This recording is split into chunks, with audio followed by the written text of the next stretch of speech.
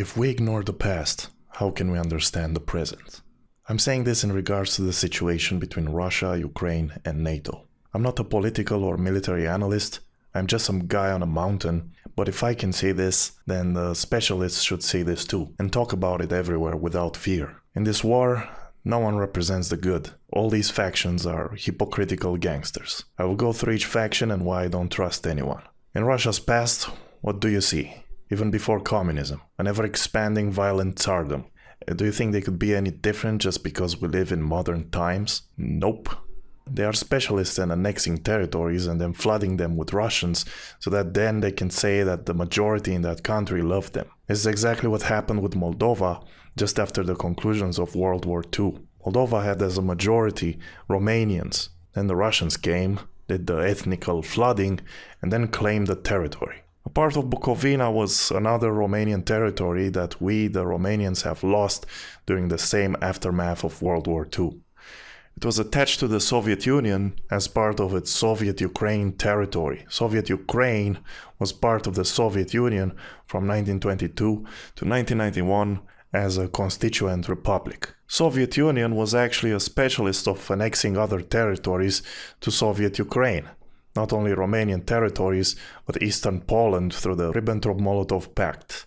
And also things like Carpatho-Ukraine from the Hungarians as a response to the invasion inflicted by the Hungarians to Carpatho-Ukraine. As a result, hundreds of thousands of ethnic Romanians, Polish and Hungarians live in Ukraine.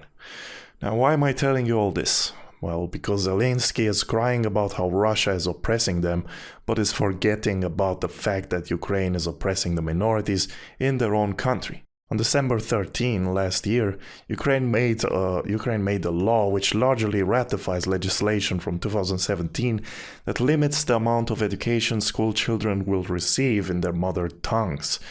Until then, ethnic minorities in Ukraine had the right to study in their own languages at kindergarten, junior and high school level, with Ukrainian left on the margins. The law, which can yet be modified, also provides no guarantees that citizens will be attended to by public services in their own languages. The approval of the law, which was passed with 324 votes in favor and 2 abstentions, led Romanian President Klaus Iohannis to call his Ukrainian counterpart Volodymyr Zelinski in early January to ask that Kiev quickly identify solutions to address and remedy Bucharest's concern over the legislation. Zelensky, for this part, attempted to defuse the situation by agreeing to a meeting between the foreign ministers of the two countries, while expressing his willingness to identify solutions so that the Romanian community in Ukraine benefits from the same rights enjoyed by the Ukrainian community in Romania. A press release from the Romanian presidency stated.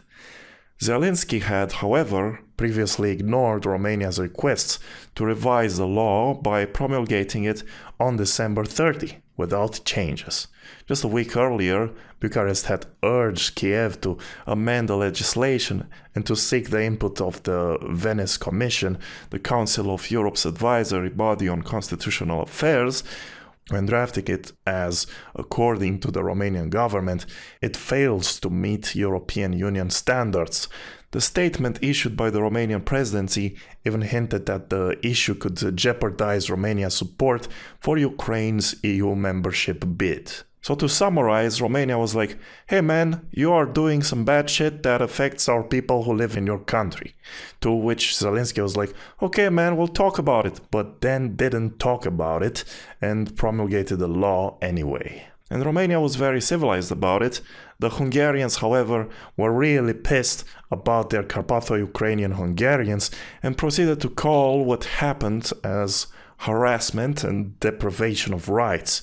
Foreign Ministry State Secretary Tamás Menczer said that anti-Hungarian actions are unacceptable. Hungarian Foreign Minister Péter Szijjártó accused Ukraine of making decisions that undermine the rights of the Hungarian community, which numbers around 156,000, and stressed that this will complicate Budapest's supports for Ukraine over the war concentrated and serious attacks against the Hungarian community. All this is unacceptable, and not only we Hungarians but also the European Union must be aware of this. It is unacceptable for anyone to portray this as a bilateral issue, he said, adding that Ukraine must abide by EU rules if it wishes to join the common bloc. There are about 400,000 Romanians living in Ukraine, and guess what? We the Romanians helped Ukraine a lot. We have like 3 million of them, of which 100,000 are already living permanently here. We gave them a place to sleep, eat, and work, even though we ourselves have problems with Romanians living in shacks and with nothing to eat. Some of these Ukrainians that I've seen have very expensive cars, expensive clothes, but gotta help the Ukrainians. There is also a different problem, guys, of a religious nature.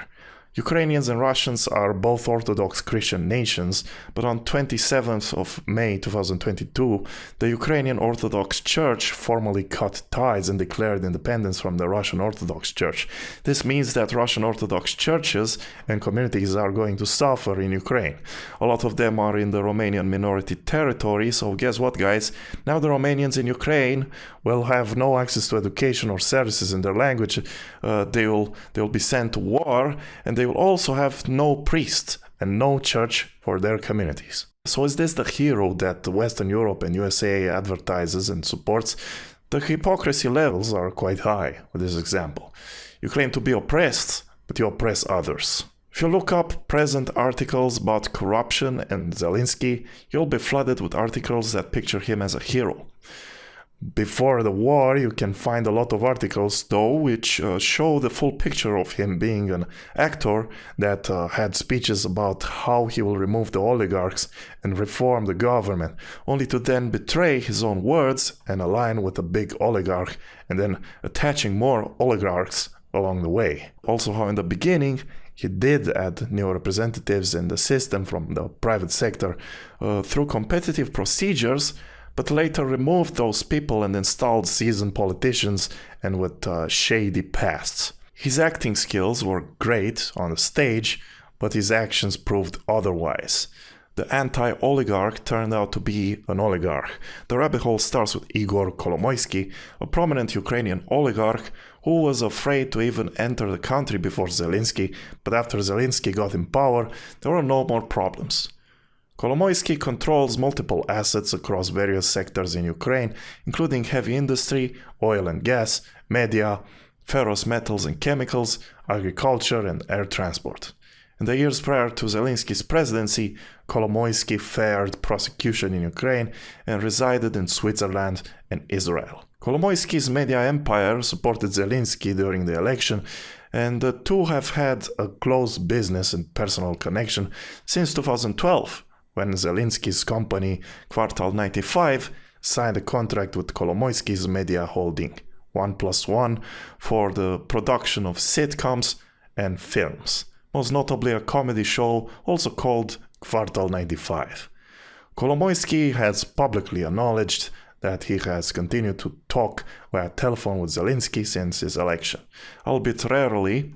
During a televised debate 2 days before the vote, Zelensky vowed Kolomoisky would not get any preferential treatment during his presidency. If Kolomoisky breaks the law, he will go to jail, he said. Kolomoisky's luck seemed to turn in 2019 following Zelensky's election. He returned home from exile and started winning a series of court cases related to the nationalization of Privatbank, which he owned until 2016. Unresolved issues surrounding Privatbank clouded relations between Ukraine and the International Monetary Fund, whose financial assistance Kiev badly needs.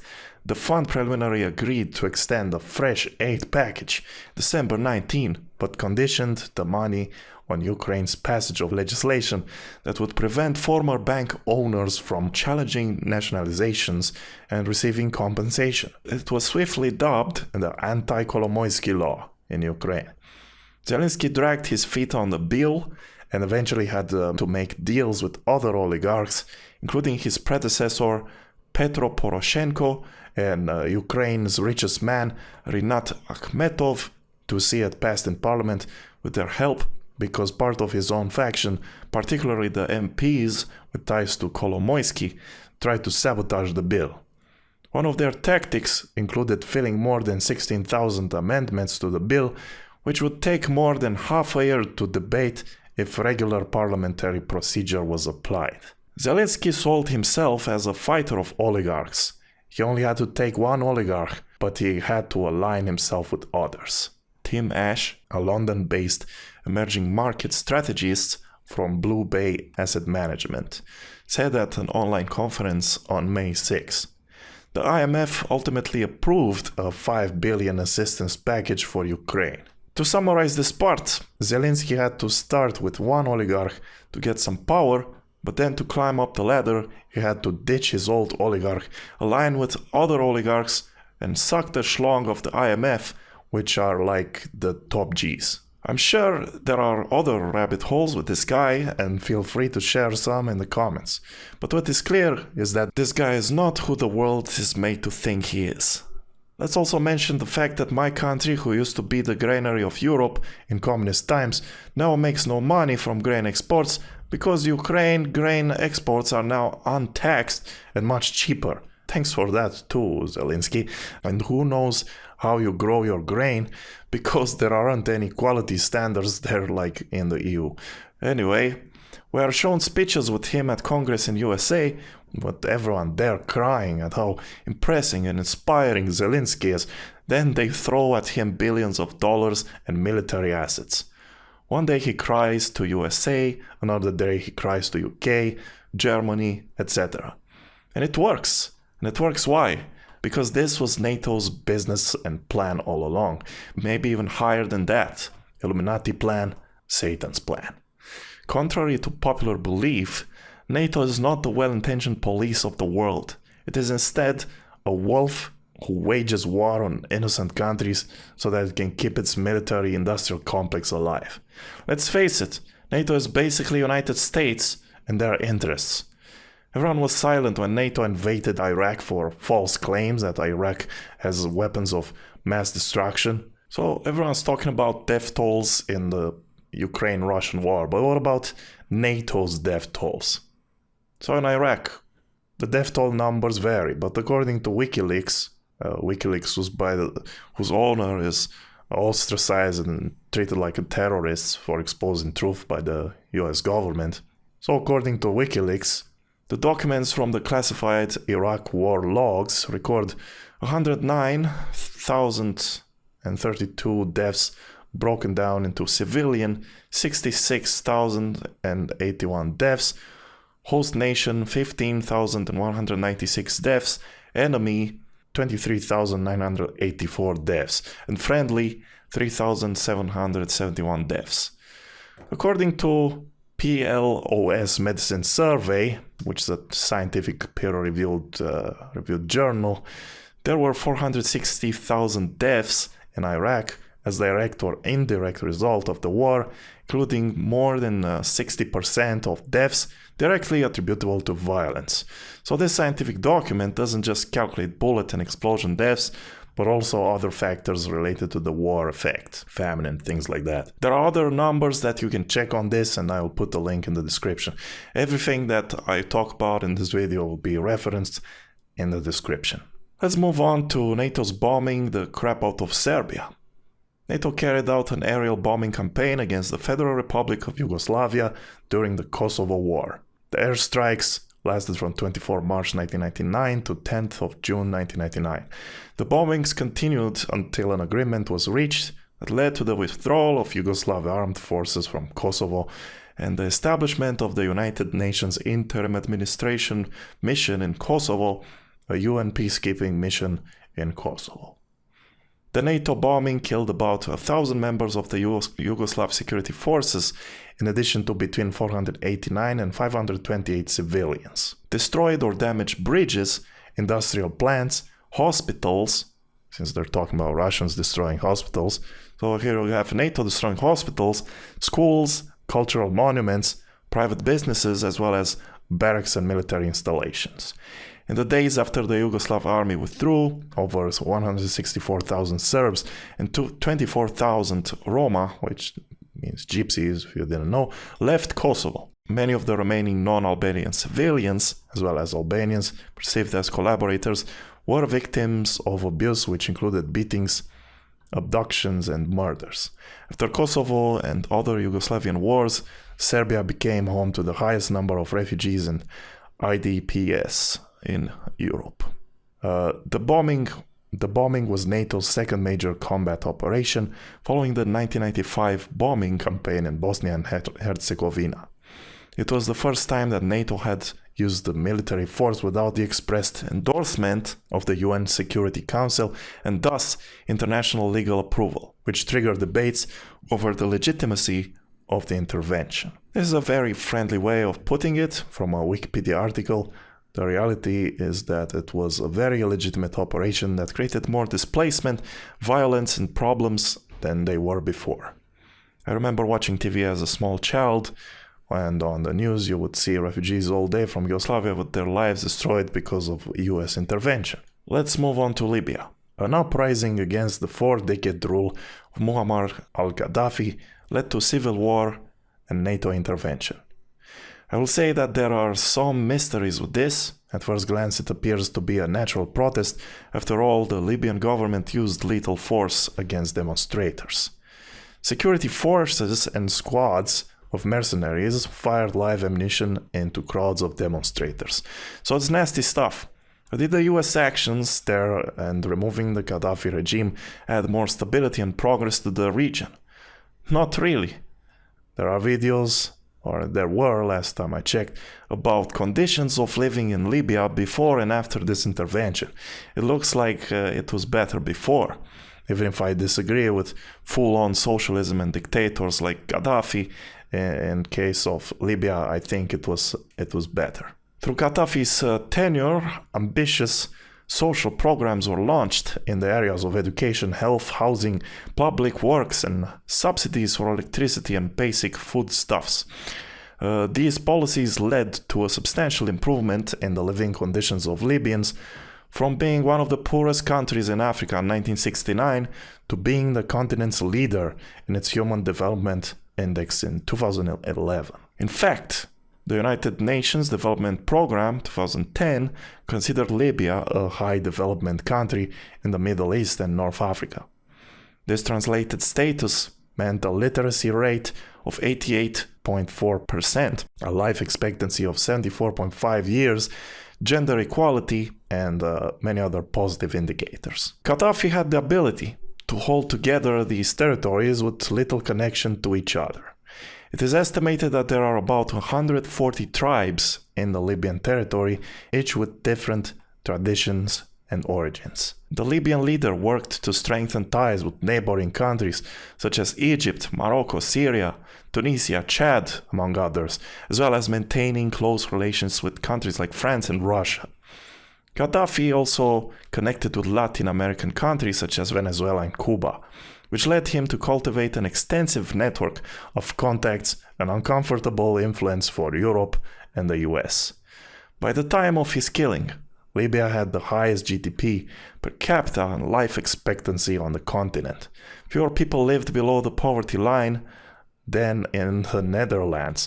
So yeah, the US and Western Europe, with their superior morality, destabilized the region and acted like it was good. The economically and socially stable Libya under Gaddafi versus a fragmented country without a government devastated by attacks, bombings, and continuous clashes is the result of the NATO invasion in 2011. A conclusion that many regret supporting almost a decade later. Sometimes I get the impression that NATO acts like a child and makes decisions purely on immediate instinct and not on a wider context of geopolitical outcomes. They think that we are stupid and that we will support this child. Of course, behind all this, they're not a child. It's all planned. They know that Libya has the oil and they didn't need them to become a power. If I remember correctly, they were also going to become independent from IMF or something, but I'm not certain about that. They also didn't need Yugoslavia to become a power. They didn't want Iraq to do its own thing, etc. These are the real interests, and not some humanitarian campaign. That's just the modern way of waging war. You mask it under humanitarian goals. So that is why I don't trust NATO. I forgot to mention the waste of time and resources in Afghanistan, unless they had something more secret that they obtained and that we don't know about. Afghanistan has a lot of resources. Afghanistan sits atop huge deposits of copper, oil, natural gas, uranium, iron, marble, talc, coal, lithium, chromite, cobalt, gold, lapis lazuli, gemstones, and more, making Afghanistan one of the world's most resource-rich countries on paper. Not to mention that Afghanistan supplies 80% of global opiate demand. Speaking of USA, is it any different than how Libya treated that human rights activist that started the whole protesting? Not at all. Edward Snowden, Julian Assange, Aaron Swartz, Bradley Manning, Jeremy Hammond, etc. are treated like criminals by the US government for leaking American government corruption. So there's that. But no one questions them because they are the top gangsters of the world. Well, Russia questions them and a few others, but they are themselves gangsters, and here is where I will put the final nail in the coffin for this video, and that's right, we can't trust Russia. Russia, unfortunately, is known in history as a country who had actual death lists approved with Stalin's personal signature on hundreds of thousands of its own civilians who had anti-system sentiments or did actions against the Communist Party of the Soviet Union. As a Romanian, I am part of a nation that fell victim to Russian war pacts and politics. I can only tell you that you can't trust Russia. I know that some parts of the conspiracy theorist community see Vladimir Putin as a savior, will fight against the New World Order, but he is not. He is part of the dinosaur KGB monster system of Soviet Russia. Gorbachev liberalized some stuff and made some deal with Americans to bring McDonald's in Russia, but generally Russia stays the same as it was when it was the great Soviet Union. You can't say shit against the government or you risk to be arrested. Russia, through Vladimir Putin, just wants to restore the power and vibe that the Soviet Union had. Control many territories and show who's the boss. Show that you can still be a beast even without being in bed with the West. Russia was a country that wasn't afraid to kill a lot to achieve its goals, even from its own population, and proves that it does the same today. Russia is not a savior or liberator of anything, even though they claim they liberated Romania, for example, from the Turks. Sure, they did help, but seriously, and later what they did to us in World War II, that's not very nice. It took territories from our country and colonized them. I know that modern Russia kept supporting Russian agendas in Moldova up to this day. They cannot be trusted. But it is important to realize that NATO provoked the situation that we have today by constructing romantic relationships with Ukraine, training them, making deals, etc. Some speculate they even have biological research labs similarly to those in Wuhan in China. Years before the Russian invasion started, they provoked the bear. And now the bear is biting. But maybe that's what they wanted, because now the military-industrial complex is alive again. The USA can finally flex again with its weapons, showing the world that NATO and Ukraine are winning, when in actuality, it's not. No one is winning. They're going back and forth on a stalled battle line. They're just drawing lines on maps, while people are dying. How about to avoid death, instead of trying to get Ukraine with EU and NATO, you would have just let Ukraine to be a Russian puppet state like Belarus. I know it sounds bad, but it's better than all this shit we got now and risking World War III. Think about it. In any case, what's done is done. So now we can only choose what's best for us. Amidst the storm generated by gangster, we have to pick a side. As someone from Romania, I really don't want to be under Russian control again. I have PTSD from watching those videos of children singing and reciting idealistic socialist poetry on TV, children reciting about factory production and how the socialist dictator Ceausescu with his wife are like the sun. So I guess I'm with the West on this. But am I? The West is now turning kind of communist as well, with neo-Marxism and heavy authoritarian measures. They are no different. The West had lockdowns imposed on its people. The Russians had lockdowns. China had lockdowns. The West had their vaccines. The Russians had their own Sputnik vaccines. Human rights were crushed everywhere. So what's the point? Maybe we're all part of some large chess game. A chessboard which only the puppet masters can see.